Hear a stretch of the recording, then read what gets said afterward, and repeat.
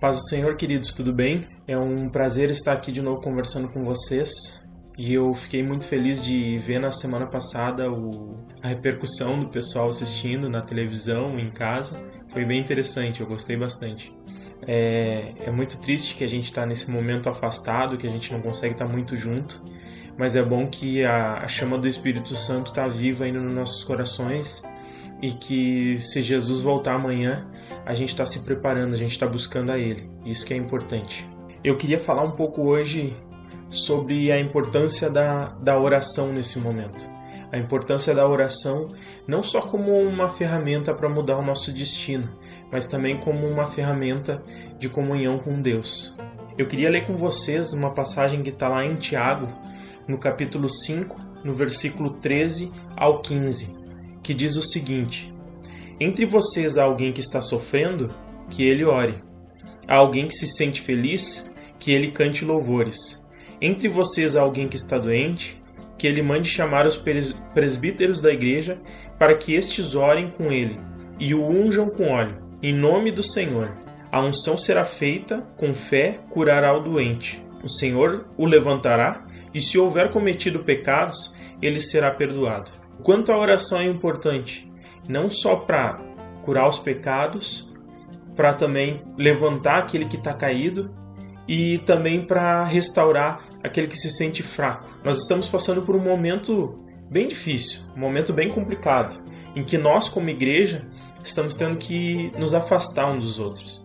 E nesse momento é importante que, por mais que nós não tenhamos comunhão uns com os outros dentro da igreja, nós possamos ter comunhão através do Espírito Santo de Deus, através de Cristo, através do nosso Deus. Durante a nossa vida aqui nesse mundo, Deus permite que a gente venha passar por momentos diversos.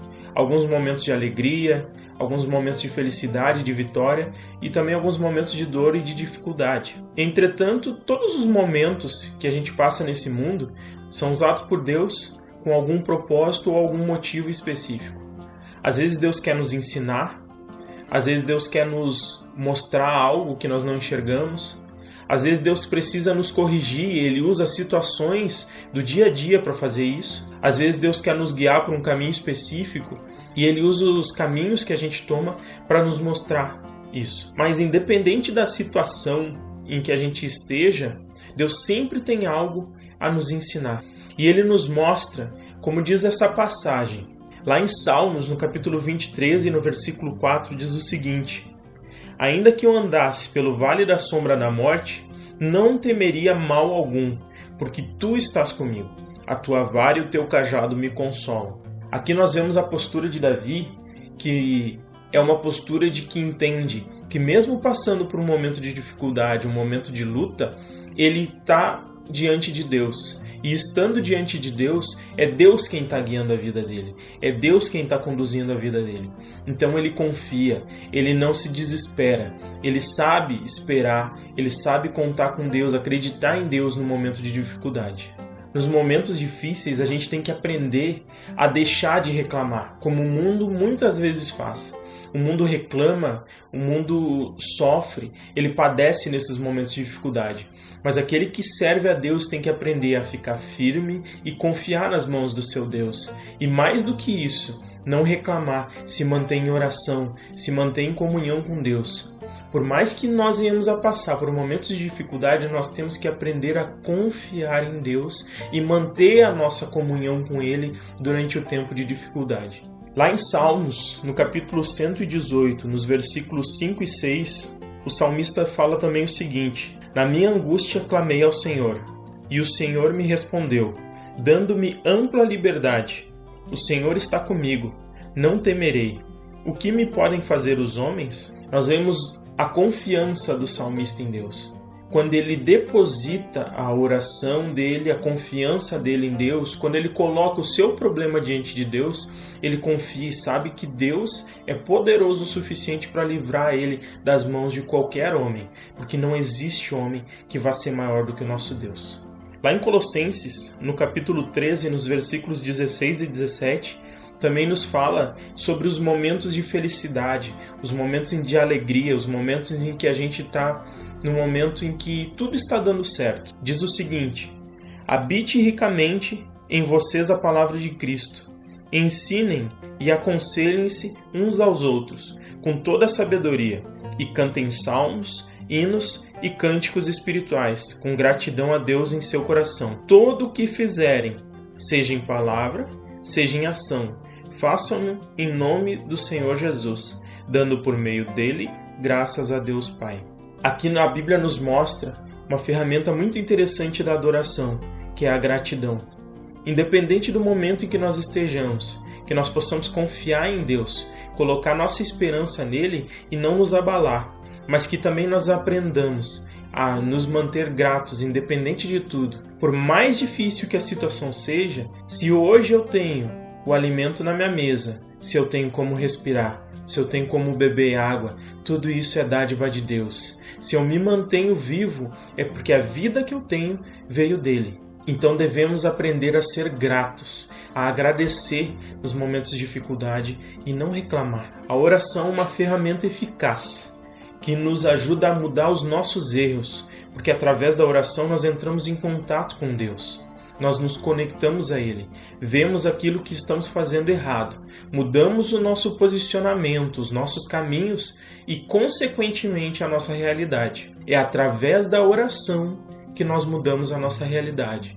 E se queremos ver o nosso país, a nossa cidade e a nossa vida sendo transformada, nós precisamos nos colocar diante de Deus e ter esse momento de comunhão com Ele. É através da comunhão com Deus que a gente muda a nossa realidade e a realidade das pessoas à nossa volta.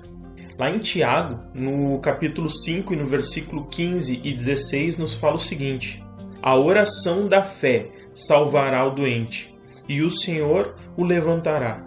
E se houver cometido pecados, ser-lhe-ão perdoados. Confessai as vossas culpas uns aos outros, e orai uns pelos outros, para que sareis. A oração feita por um justo pode muito em seus efeitos. A oração abre muitos caminhos no mundo espiritual, mas também transforma a nossa realidade no mundo material e físico. Nós precisamos nos colocar cada vez mais próximos de Deus, porque é através das nossas orações que o nosso mundo vai ser transformado. Muitos estão tentando, e sem muita eficácia, transformar as realidades, mas através da oração, nós transformamos o mundo espiritual e, consequentemente, transformamos as nossas ações e as ações das pessoas à nossa volta. A oração é uma ferramenta que nos ajuda a nos aproximar de Deus. E estando mais próximos de Deus, no momento em que estamos afastados fisicamente uns dos outros, nós conseguimos nos manter em comunhão. A oração é uma ferramenta de transformação de realidade, mas também é uma ferramenta de união, de comunhão. Estando conectados a Deus, nós nos mantemos como um só corpo. E como um só corpo nós vamos ter o mesmo pensamento de Cristo, partilhar do mesmo Espírito, que é o Espírito de Deus, e vamos servir a um Deus único, juntos. Independente de onde estejamos, a gente consegue nos manter unidos como igreja, através da oração, da comunhão com Deus. Lá em Romanos, no capítulo 15, no versículo 5 e 6, nos diz o seguinte: o Deus que concede perseverança e ânimo, dê-lhes um espírito de unidade, segundo Cristo Jesus, para que com um só coração e uma só boca vocês glorifiquem ao Deus e Pai de nosso Senhor Jesus Cristo. Que a gente consiga, através da oração, nos manter conectados a Deus. A nossa força não é como a força do mundo. A nossa força vem do sangue de Cristo que corre nas nossas veias. Ele é a videira verdadeira e nós somos os ramos. E que nesse momento que nós estamos afastados uns dos outros, nós possamos continuar firmes e conectados a essa árvore e estaremos juntos, unidos e fortes como igreja. Eu quero agradecer mais uma vez a cada um de vocês que está mantendo a oração, a fé, a comunhão, mesmo em nossos lares fechados, que a gente consiga se manter forte como corpo, conectados a Cristo. Deus abençoe a vida de todos vocês. Um abraço a todos e até mais.